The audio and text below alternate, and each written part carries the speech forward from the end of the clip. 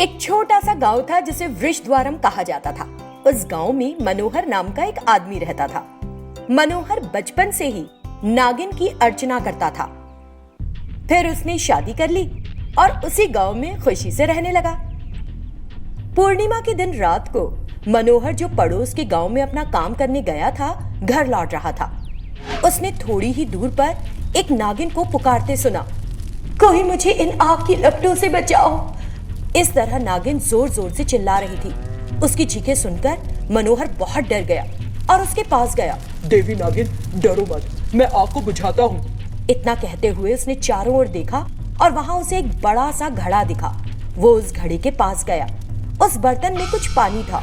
तुरंत वो पानी लाया और आग पर डाल दिया। आग बुझ गई, लेकिन वो नागिन एक चुड़ैल में बदल गई। अरे मूर्ख, तूने मुझे बचाकर खुद अपनी मृत्यु को आमंत्रित किया है। इस तरह वो भूतनी जोर जोर से हंसने लगी। ये सुनकर मनोहर घबरा गया और उसने नागिन से प्रार्थना की, देवी नागिन, कृपया मेरी रक्षा करें, कृपया मेरी रक्षा करें। तुरंत नागिन वहां प्रकट हुई। नागिन को देखकर चुड़ैल डर गई। अरे चुड़ैल, तुम अभी तक अपने गलत कामों से बाज नहीं आई। तुम मेरा भेष लेकर लोगों को मार रही हो। कुछ समय पहले तुमने खुद आग पैदा की थी, है ना? अब तुम फिर आग पकड़ोगी और राख में बदल जाओगी।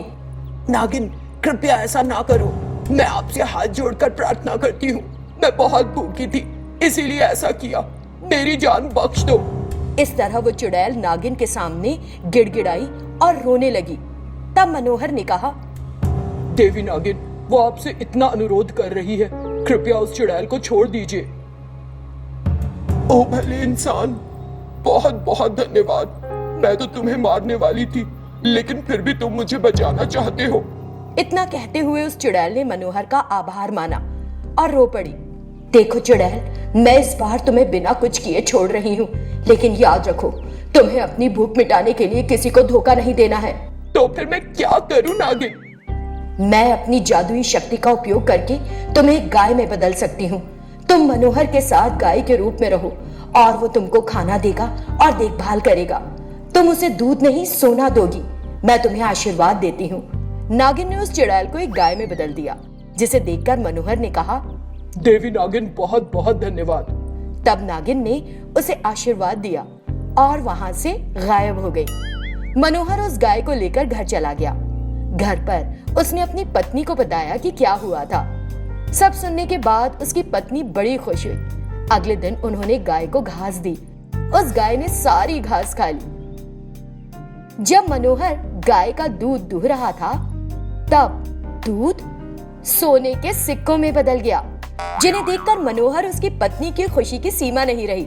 देवी नागिन, इससे तो हमारा पूरा जीवन ही बदल गया। इस तरह वे बहुत प्रसन्न हुए। उन्होंने उस गाय की अच्छे से देखभाल की और हर दिन दूध के बजाय सोने के सिक्के पाए। उसके बाद से मनोहर और उसकी पत्नी आराम से रहने लगे। दक्षिणपुर नामक गांव में सिमहाद्री नाम का एक आदमी रहता था।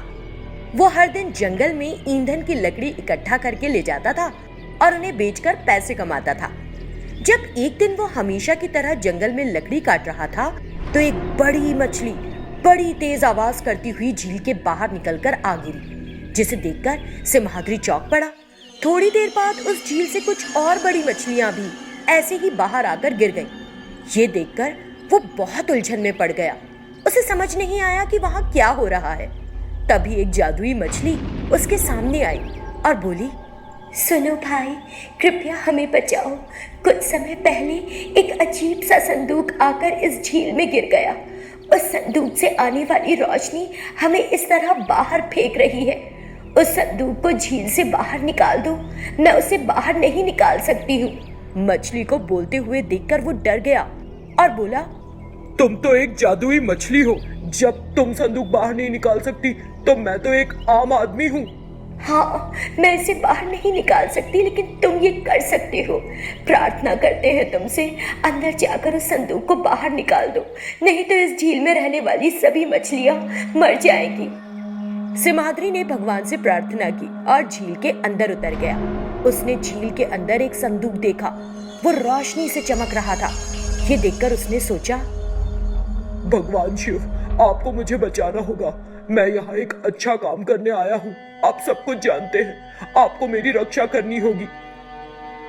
ऐसा सोचते हुए वो उस संदूक को झील से बाहर ले आया। तब सभी मछलियों ने कहा, ओ भाई, बहुत बहुत धन्यवाद, तुमने हमारी जान बचाई। तुम इस मदद के लिए पुरस्कार के पात्र हो। ऐसा कहते हुए जादुई मछलियों ने अपने मुंह से सोने के कुछ सिक्के निकाले। उन सिक्कों को देखकर सिमहाद्री बड़ा खुश हुआ और जादुई मछली को धन्यवाद दिया। फिर सभी मछलियां पानी में वापस चली गईं। सिमहाद्री उन सोने के सिक्कों को लेकर घर जाने के लिए तैयार हो रहा था। फिर उसकी नजर उस संदूक पर पड़ी और उसे जिज्ञासा हुई। मैंने ये नहीं देखा कि इस संदूक के अंदर क्या है। ये सोचकर उसने वो संदूक खोल दिया। संदूक में नागिनी की एक मूर्ति थी, जिसे देखकर वो आश्चर्य में पड़ गया और बोला, देवी नागिनी, मुझे नहीं पता कि तुम्हें संदूक में किसने बंद किया, लेकिन तुम्हारी वजह से उन मछलियों ने मेरी मदद की। तुम भी मुझे आशीर्वाद दो। तुरंत वो मूर्ति असली नागिन में बदल गई और बोली, सुनो वत्स, मुझे इस संदूक की कैद से मुक्त करने के लिए धन्यवाद। एक ऋषि ने मुझे शाप दिया और इस झील में फेंक दिया। मुझे उम्मीद नहीं थी कि मैं इतनी जल्दी इस श्राप से छुटकारा पा सकूंगी। बहुत बहुत धन्यवाद। आपको मुझे धन्यवाद देने की कोई आवश्यकता नहीं है देवी। ये तो मेरा सौभाग्य है कि मैं आपके काम आ सका। मैं तुम्हारे लिए क्या कर सकती हूँ? मैं तुम्हें उपहार के रूप में सोने के गहने और पैसे से भरा ये संदूक देती हूँ। इसे ले लो। इतना कहकर उसने उस संदूक को बेशकीमती गहनों से भर दिया और फिर वहां से गायब हो गई। इतना सोना और पैसा देखकर वो बहुत खुश हुआ। फिर वो सब कुछ लेकर घर चला गया। इस तरह उस एक वाकये ने सिमहाद्री की जिंदगी बदल दी।